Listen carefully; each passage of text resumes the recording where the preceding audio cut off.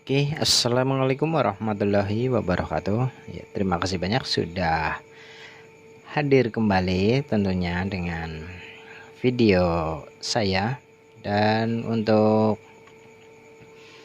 yang selalu setia menonton, silahkan komen agar kami tahu ya.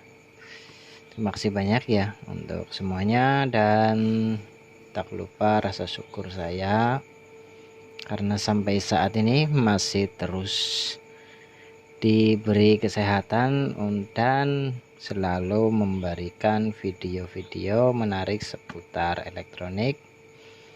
Kita akan langsung mengupas dalam ya untuk elektronik.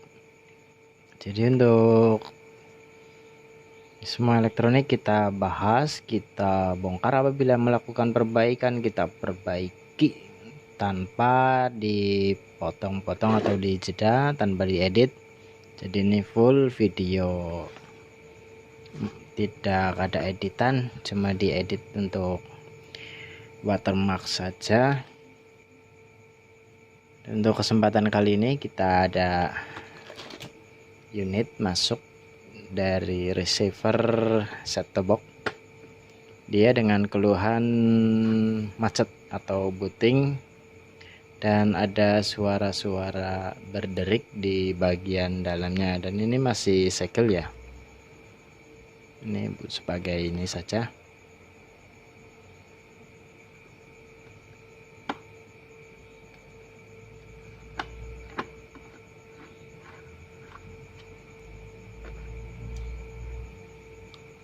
Oke, kita coba bongkar. Dan gejalanya emang dia berderik terus bunyi ya. Di sini kita juga lihat ada beberapa part yang sudah mulai menunjukkan bahwa dia sudah capek atau lelah ya. Di sini terlihat ada dua elko kembung atau hamil, kemungkinan besar dia akan sebentar lagi meledak, nggak tahu kayaknya ya. Jadi untuk ini kita fix eksekusi yang ini dulu. Untuk bagian sini kurasa emang dia dingin, nggak ada panas, tapi ntar kita coba bongkar juga.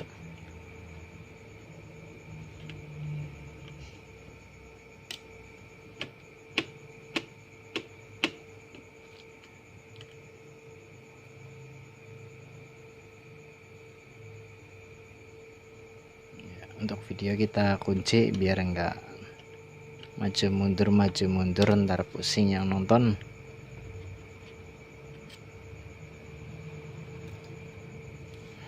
Kita bongkar. Dan untuk jenis receiver ini, merek terutama untuk merek Matrix, kurasa saya udah 2-3 kali ya, udah 3 kali menangani receiver Matrix dengan kasus yang sama, entah itu dari apanya. Yang jelas emang untuk Matrix dia untuk bagian power supply agak sedikit berbeda ya, nggak kayak receiver yang lain. Kelihatannya emang dia sedikit kurang fit mungkin, atau yang apa, yang jelas kurang paham juga kenapa sering terjadi bahkan sampai mati total ya. Bentar kita akan cek. Soketnya keras.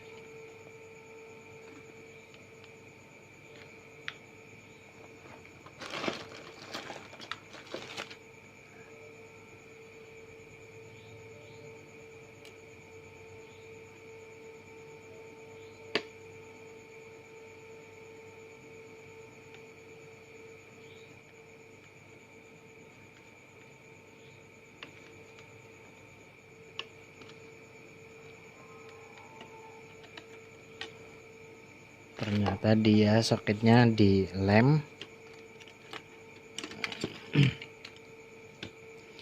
Dan saya lihat juga ini untuk bagian ininya memang rada panas.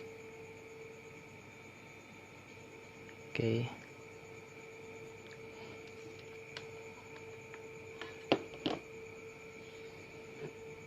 Kita langsung eksekusi. Dan apa saja yang perlu dipahami ya untuk ini.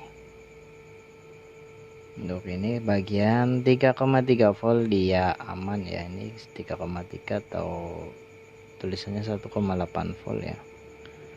Gak tau lah, yang jelas mungkin atau ini 7805, tapi ini AMS 117 ada tulisan 18, kemungkinan 1,8 volt.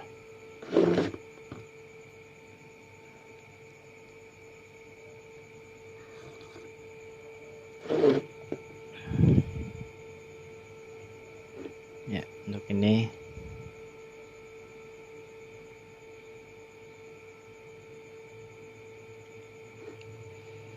kemungkinan dia karena unit ini biasanya emang dia tidak dinonaktifkan atau tidak dimatikan dari steker, kebanyakan seperti itu. Sampai tahunan emang sedikit riskan juga, kita bongkar ya. Dan untuk kali ini emang kita juga agak sedikit kekurangan T0, semoga pas.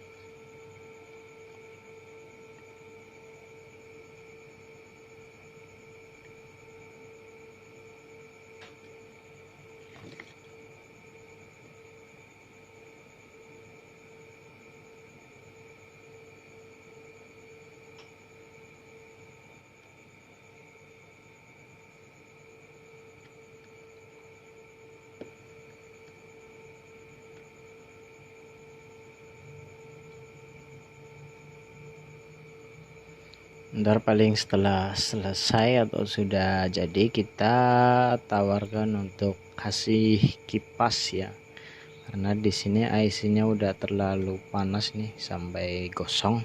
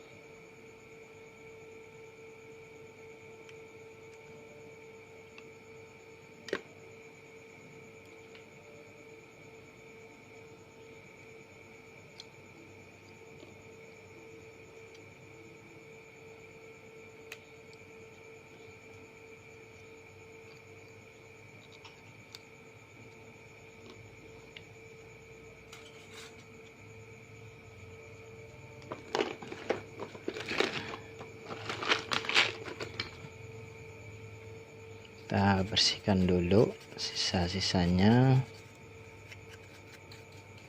Maklum karena nggak ada thinner ya, sebenarnya bagusnya dibersihkan pakai thinner karena apa adanya sih. Untuk yang lainnya kurasa aman. Dibersihkan dulu, ntar kita juga cek ini apakah dia masih nilainya sama atau berkurang. Kita cek.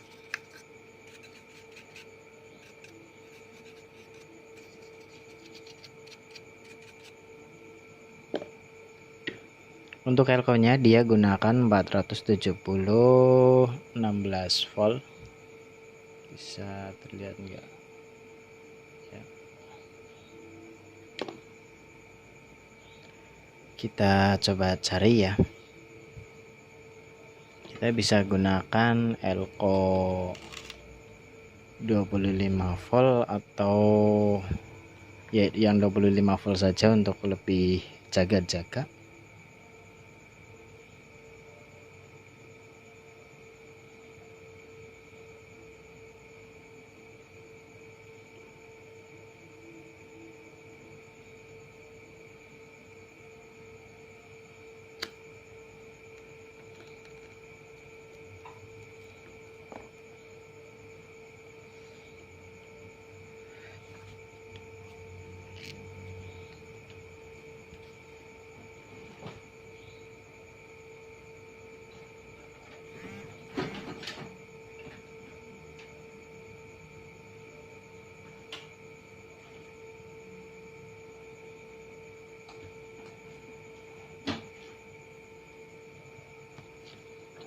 Kita cari dulu spare partnya.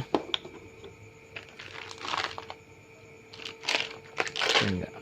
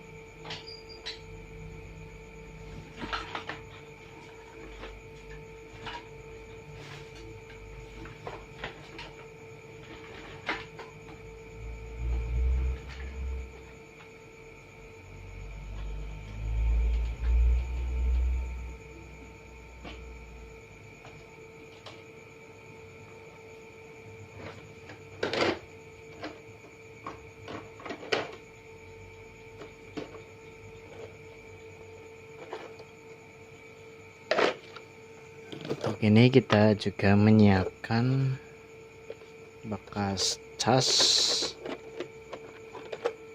untuk jaga-jaga saja, takutnya kalau elko-nya sudah menurun ya.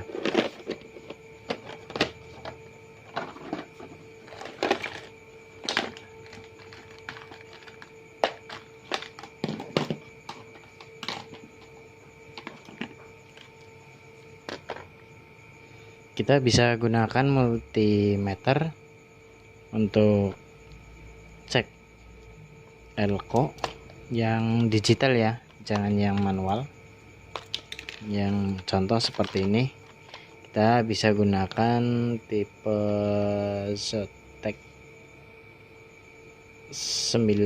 Zotac VC921 ya, bisa terlihat ya. Untuk cek elko cukup lumayan bagus. Iya, karena ini juga baterainya agak drop, kita ganti.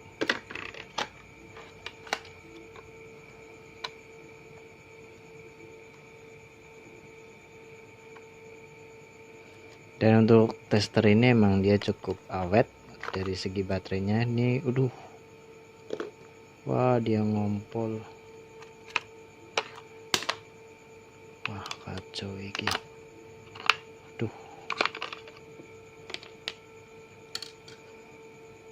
Dia ngompol sih.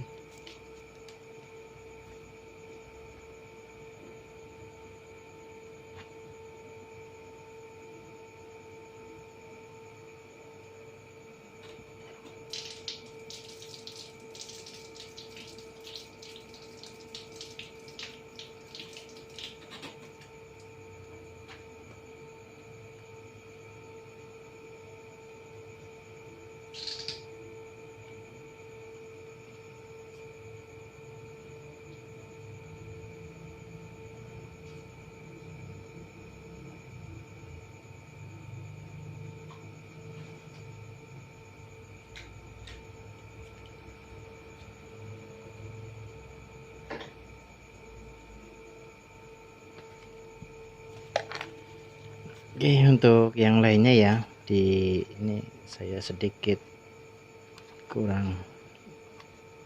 Oh ya, dulu masangnya seadanya baterai malah cukup beresiko parah. Oke, untuk yang lainnya ya diperhatikan lagi ketika menggunakan alat ukur ya. Biasanya memang harganya cukup lumayan mahal. Jadi kalau baterainya diusahakan jangan pakai tipe alkalin ya, karena dia cenderung ngompol bila baterai sudah mulai habis. Ini kita nggak sengaja ini keteledoran. Kita bersihkan dulu dari cairan jahatnya.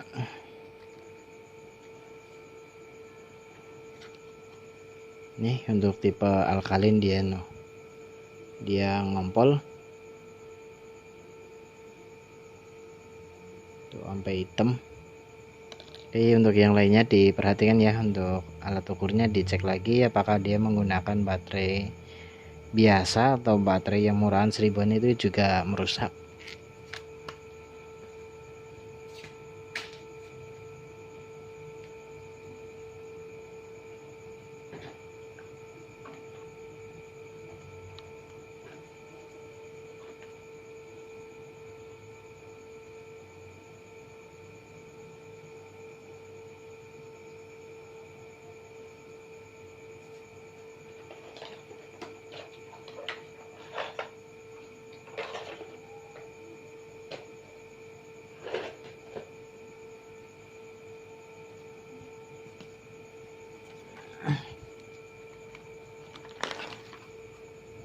Diperhatikan untuk yang lainnya ini udah untung masih aman, karena letak baterai di pojok bawah, bukan di bagian atas, jadi aman. Coba kalau di bagian tengah atau atas sudah rusak nih multimeter. Oke, dipasang karena kita nggak tahu ya.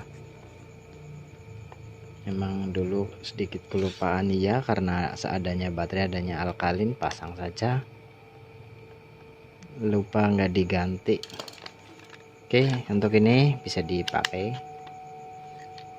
Ini baterainya habis apa ya.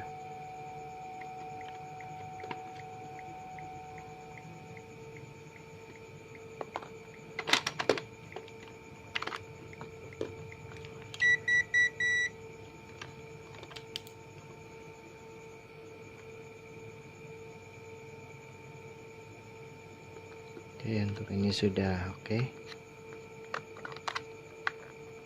Efek dari sisa baterai ya, agak koneksi agak buruk.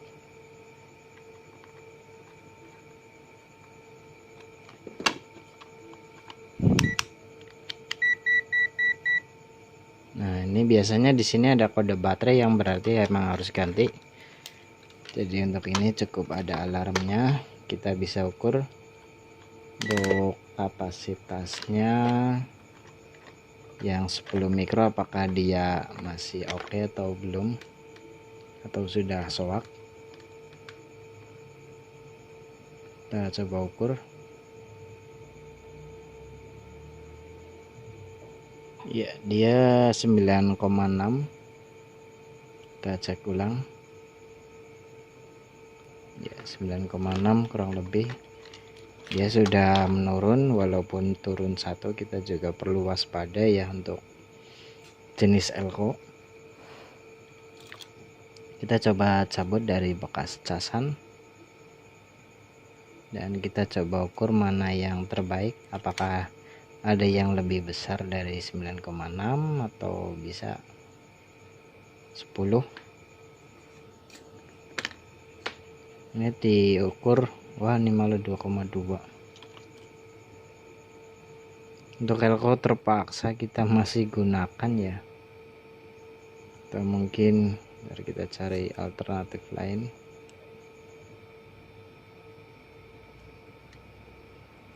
Kayaknya ada loh elko yang gede.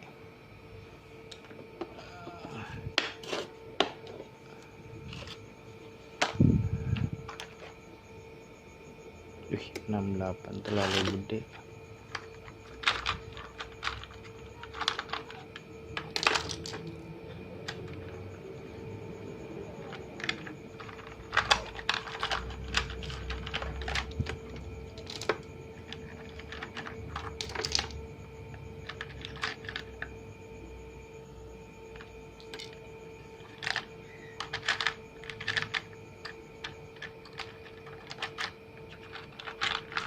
Sebentar, kita cari elkonya dulu karena lokasi tersembunyi di sela-sela kotak.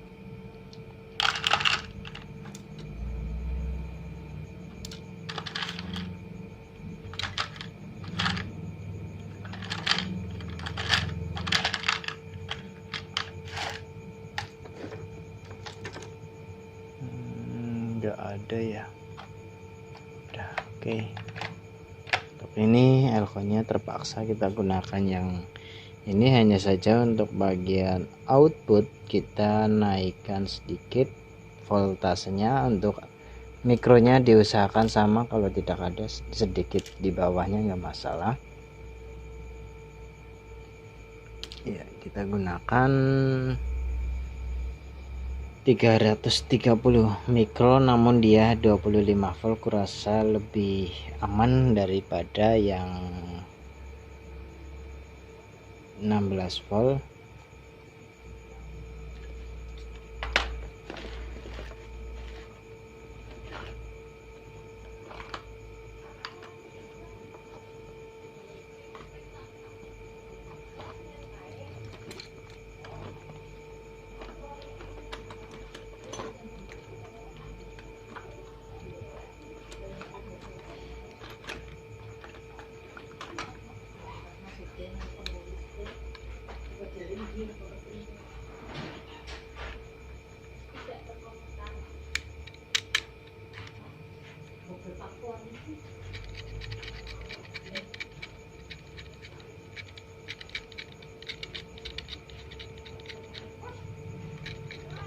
Carry.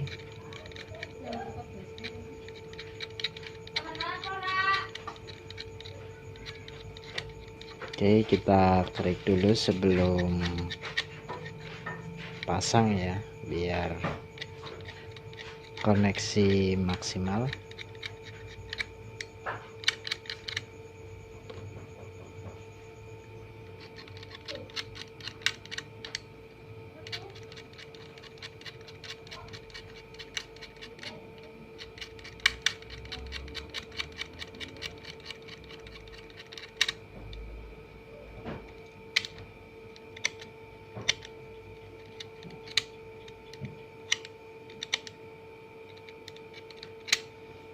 Untuk yang lainnya bila mau pasang elko wajib dikerik untuk kakinya ya, biar enggak rusak atau biar koneksi juga lebih bagus.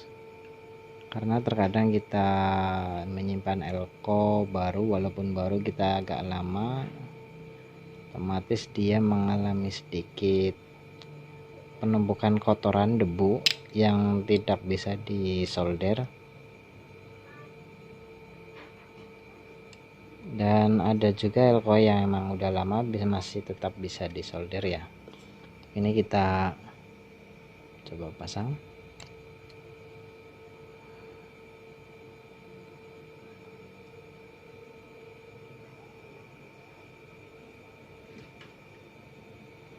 Dan elko-nya yang ini kita juga pasang, semoga aman. Setelah pasang kita agak sedikit dibengkokkan untuk ujungnya agar elko tidak lari ketika disolder ya. Sedikit saja dibengkokkan untuk menjaga elko tidak jatuh ke bawah. Saat pemasangan kita juga sedikit harus ditekan ya, agar lebih presisi ke PCB. Takutnya ketika di perjalanan atau di tempat unitnya duduk dia ada getaran, biar papan PCB lebih aman ya. Untuk ini kita juga sambil ditekan biar presisi. Nah, sambil solder kita sambil tekan elko-nya biar lebih padat.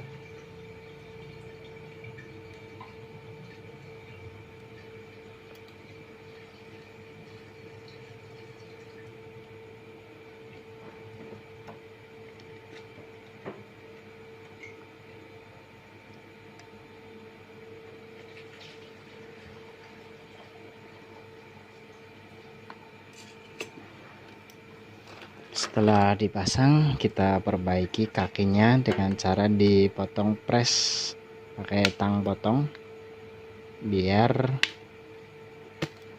ujungnya tidak menyenggol ke bodi.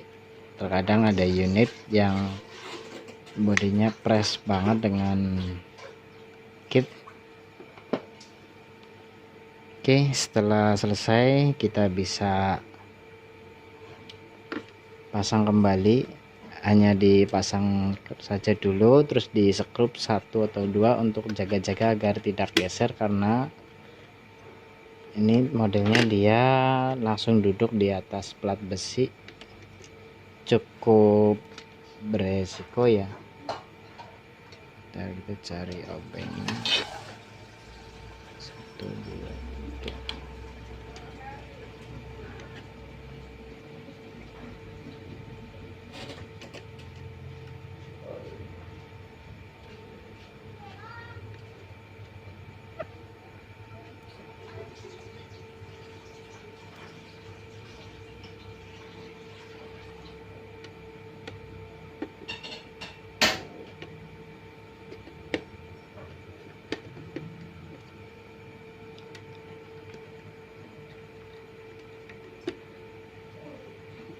Kita pasang kembali soket-soket yang tadi kita lepas.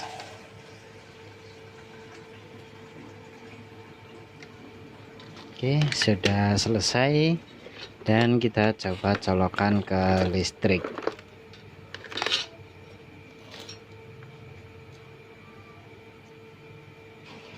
Ya, dia sudah mulai booting. Kita coba matikan lampu dulu. Ya, dia sudah mulai booting. Kita nunggu apakah dia berpindah ke nomor. Dan ini sudah pindah ke nomor, dia sudah oke. Di sini sudah tidak ada lagi bunyi berdenyit atau berderik seperti unit yang keberatan atau terbebani ya. Oke, dan untuk ini sudah selesai. Kita tinggal tutup dan tes unit sampai dirasa udah bosan. Boleh 1-2 jam, boleh seharian full ataupun lebih dikit nggak masalah. Atau Yang penting udah dites, sudah normal, kita antar ke konsumen dan kita sudah bisa menerima jasa servis yang kita lakukan. Dan untuk perbaikan diusahakan serapi mungkin. Unit datang keadaan kotor, diusahakan dibersihkan, dirapikan lagi seperti baru ya, agar pemilik juga akan lebih senang tentunya. Dan berapapun biayanya, yang penting udah dari teknisi dan user sudah deal. Tapi biasanya emang harga ngikut dari teknisi, asal harganya masih taraf wajar. Untuk ini kurang lebih ini ganti elko bisa sekitar kena 35.000 sampai 50.000 bahkan 60.000 ya. Dan di sini saya akan menawarkan untuk pemasangan kipas ekstra. Jadi untuk ini pasangan kipas ekstra, kipasnya harganya sekitar 25.000 dan kita coba kasih harga untuk perbaikannya saja sekitar ya 38.000 atau 40.000 lah, dibulatkan 40.000 ditambah kurang lebih 30.000, 70.000 kalau usernya mau dikasih kipas, kalau enggak cuma servis saja. Oke, terima kasih dari saya, semoga bermanfaat, sukses terus untuk semuanya. Tak lupa selama masih diberi kesehatan, saya akan terus berbagi dan kita akan mengupas elektronik sedalam mungkin. Dan untuk bagi yang punya setobok agar lebih awet, memang disarankan gunakan kipas atas ya, kipas untuk ekstra. Dan kurasa videonya sudah pernah ada di channel saya dan semoga bermanfaat. Terima kasih. Sekian, wassalamualaikum warahmatullahi wabarakatuh.